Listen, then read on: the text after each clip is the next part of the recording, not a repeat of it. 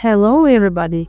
Today we are going to talk about how to make a personal development plan and manage our time.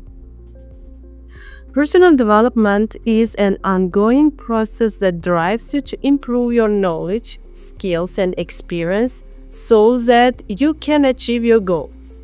To develop personally, the main thing is to make a personal development plan.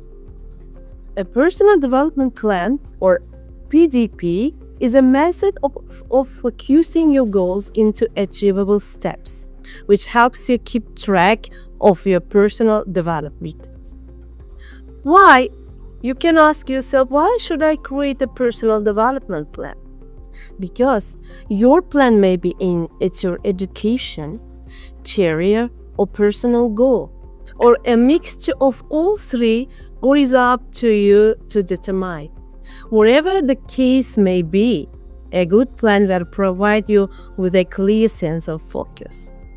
It helps you map out a path toward your goals, strategize a plan to achieve them, record the actionable steps you will take, and set a time frame for completing them. Focusing your goals into a PDP helps you maintain your vision, keep on track to achieve your targets, and reflect on your progress.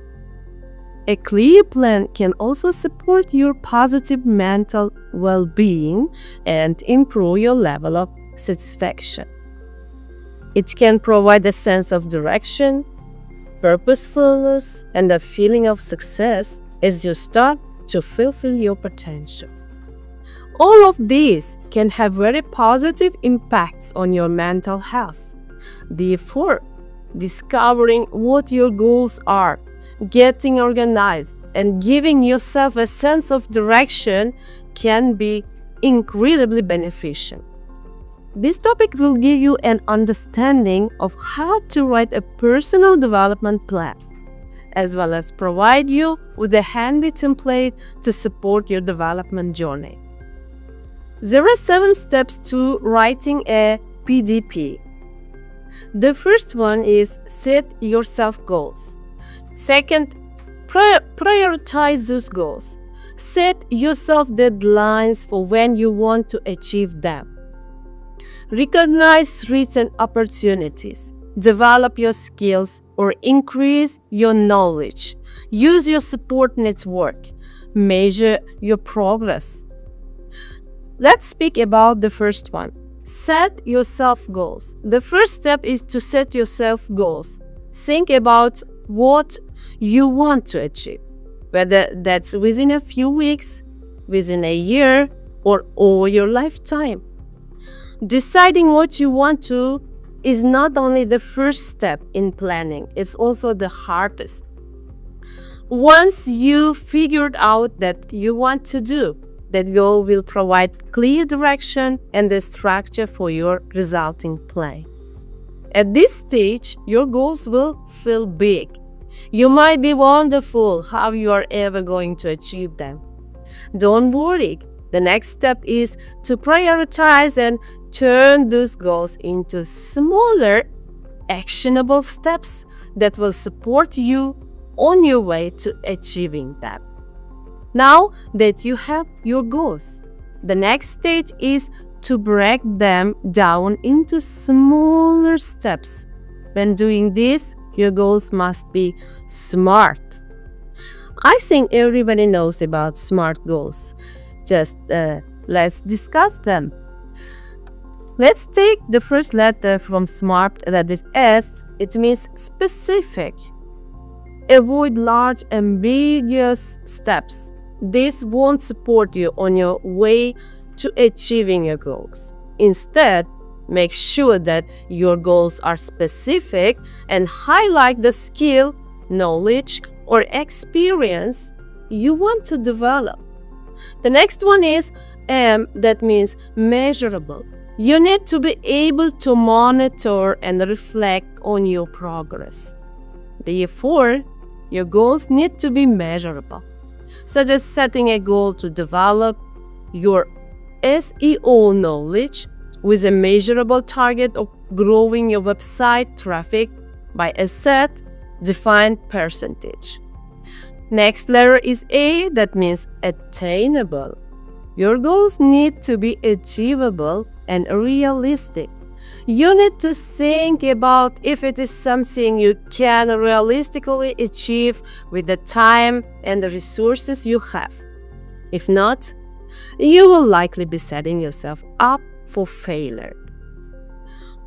The next letter means relevant. It's important to keep your overall goal in mind and make sure that every step you take is supporting you to achieve it. You don't want to be spending time doing things that don't get you where you want to go.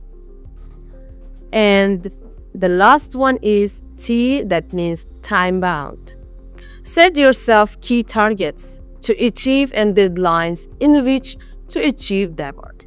This will help you to stay focused on achieving your goals. However, it's important to make sure you are realistic about what you can achieve in any given period.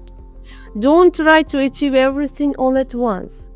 It's unrealistic, and you won't be setting yourself up well to achieve that. Remember that personal development is a journey. Your PD plan can continue to grow and develop as you take those steps toward your goals.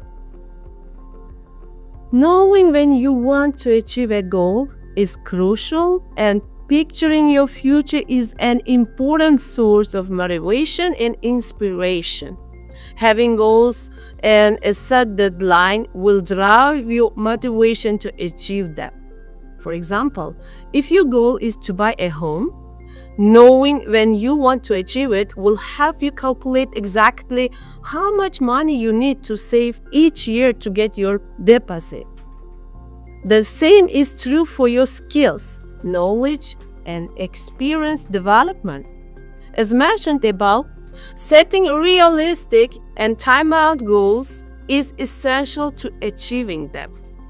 One good way to understand more about achieving your goals is to speak to those who have previously trodden a similar path. Learning about their experiences can help you understand key barriers to or methods of success that may also apply to your PDP. Opportunities. When we speak about how to recognize and threats and opportunities, we should consider our goals. You should identify your own strengths, consider areas of weakness you can develop.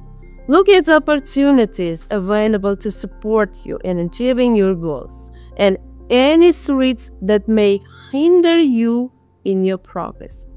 This is called SWOT analysis. Note that these threats may be external or they may be poor skills that you can develop as part of your PDP. For example, a lack of motivation could hinder your plans to apply for a PhD. However, once you've identified your tendency to procrastinate or lose focus, you can put in place methods that will keep you motivated. There are also going to be things that you could do and connections with people or resources you could take advantage of. That will help you on your way. These are the opportunities that you should commit to doing. For example, if there is a conference coming up, take advantage of that. Go along and network, stay up to date on the latest knowledge, or even present a paper. These are all opportunities that could help you achieve your goals. Once you have an idea of what could help or hinder you, this is when you can capitalize on those opportunities you recognize. Make an action plan about how you'll make that progress. Whatever it is that hinders you, there is a way to stop it. Your plan is the first step to making sure that you stay on. So why not take a look at how to upskill yourself Develop transferable skills in today's rapidly changing jobs market, or even discover an online learning opportunity. Use your support network. The next thing you need to realize is using your support network. You don't have to do everything by yourself, and you shouldn't. The support network around you is valuable asset, so use it and don't underestimate it. In your PDP, list the people who can help you. This could be a financial advisor, a friend, or a colleague. People are often so happy to help you, more than you might realize. After you've achieved some progress, whether it's big or small, take time to reflect on how far you've come, recognizing what has gone well as an effective way to bolster your motivation and remain dedicated. And after a setback, this is another time to take stock. Wallowing briefly is a good way to feel what you need to without holding on to it. Holding on to sadness, anger, or frustration, however, will only deter you. These emotions will take you nowhere and will only hinder you. You should also spend a little time figuring out why it went wrong. Can you identify a skills or knowledge gap? If you can, then you can get yourself back on track by focusing on your next step. This will reignite your sense of purpose and help you regain control, which is integral to making progress. Continue to reflect on your progress. You can gain significant insight from your reflections, and this can help you grow. Remember that you should update your plan where necessary. Don't overload it any one time, but once you have achieved your small steps, reflect and then update your plan to focus on your next move. Okay, it's time to speak about time management in order to achieve our goals. Time management can have a tremendous effect on your life. With effective time management, you'll be able to complete each task more quickly and to the required standards.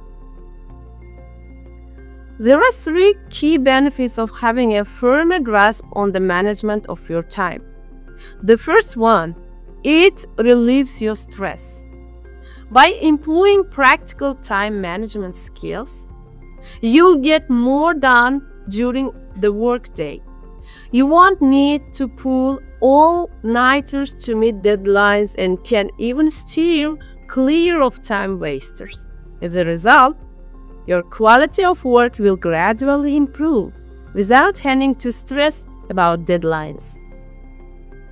The second one is, it can improve your decision-making ability. Having solid time management skills can improve your ability to make the right decisions.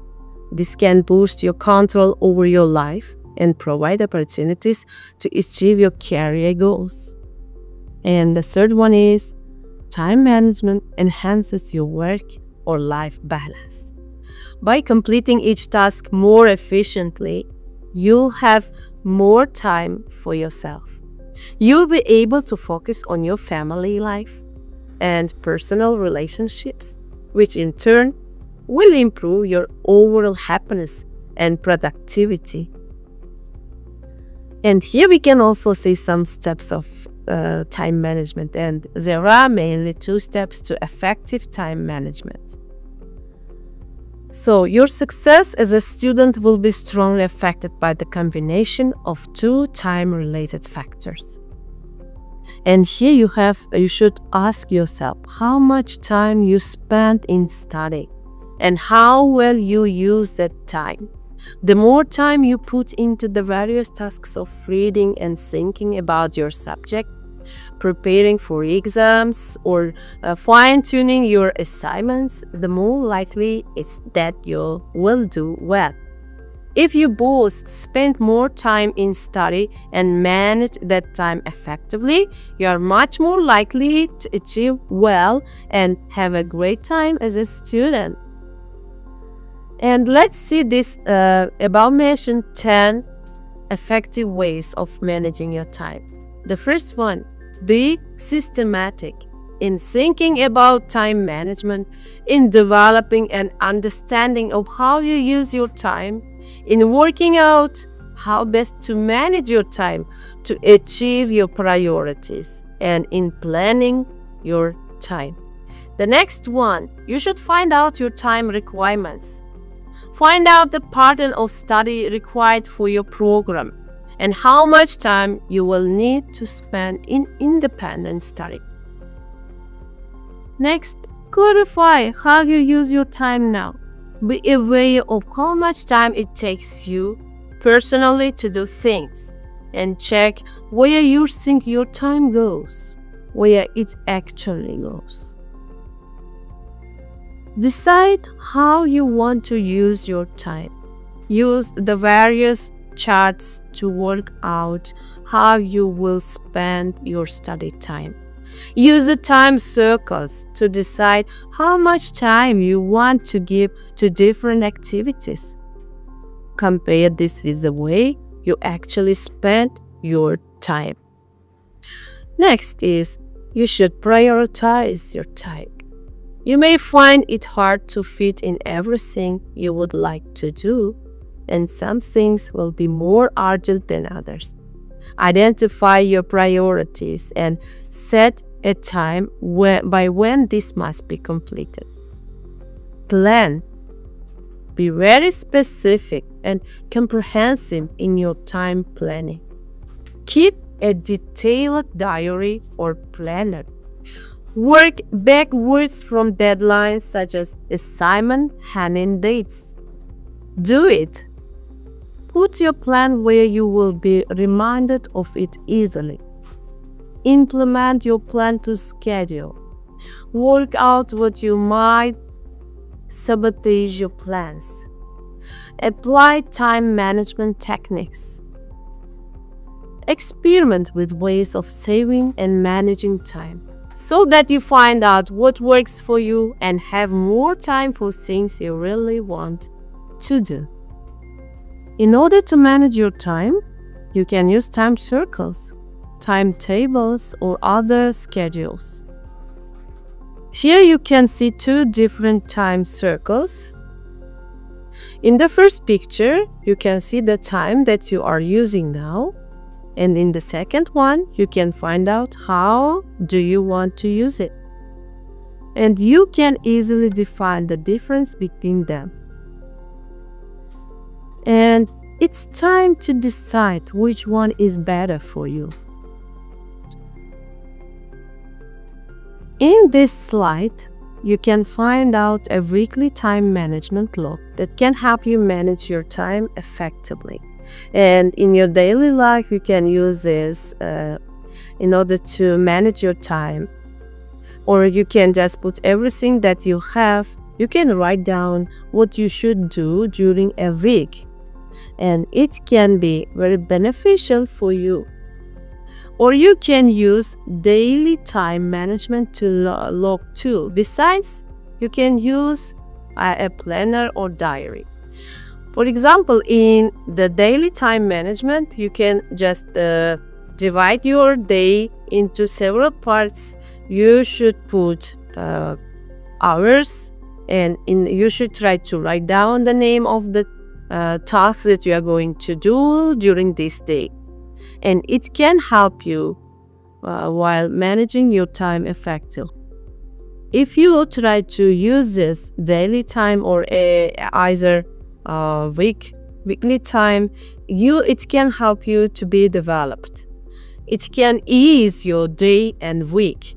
Besides, as I mentioned before, you can use planners or diaries. In your planners, you can write your just purposes, your tasks that you are going to do. And shall I prepare some activities for you? After watching this video, you can try to do these activities individually. If you don't understand, you can watch the video for many times. Above, I mentioned everything that is related to these two activities, and everything is about how to make your plan and how to manage your time. Activity number 1. Clarify. Read your time goals by penciling into your diary everything you do for a few days. Don't be shy. It's only for yourself. You can write your sleep, your exercises, your lectures, or noting this roughly every hour. Don't be shy noting them every hour. Chart this using the time circle. Then use the second time circle to chart how you would want to use your time each day. Compare the two and try to discuss with yourself. And give some consolidations and choose one of them. Which one is better for you? The first one or the second one?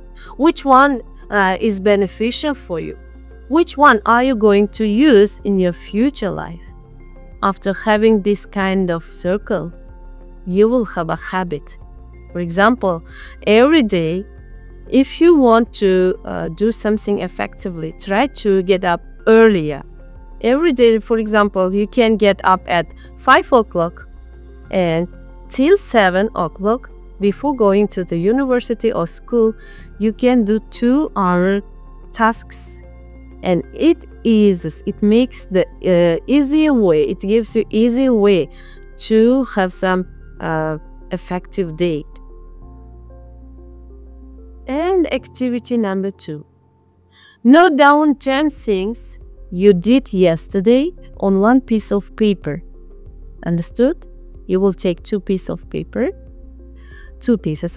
and then you will write 10 things you did yesterday. For example, today, before going to bed, take a piece of paper and write down the 10 things you did yesterday. And then take another piece of paper, note down 5 things you expect to discuss at your next performance review. Now look at the 2 lists together and mark in some way on the first list all the things which have a direct link to the second list. Well, and it will be interesting for you too. So, dear students, our lesson is over here. Manage your time or it will manage you. Goodbye.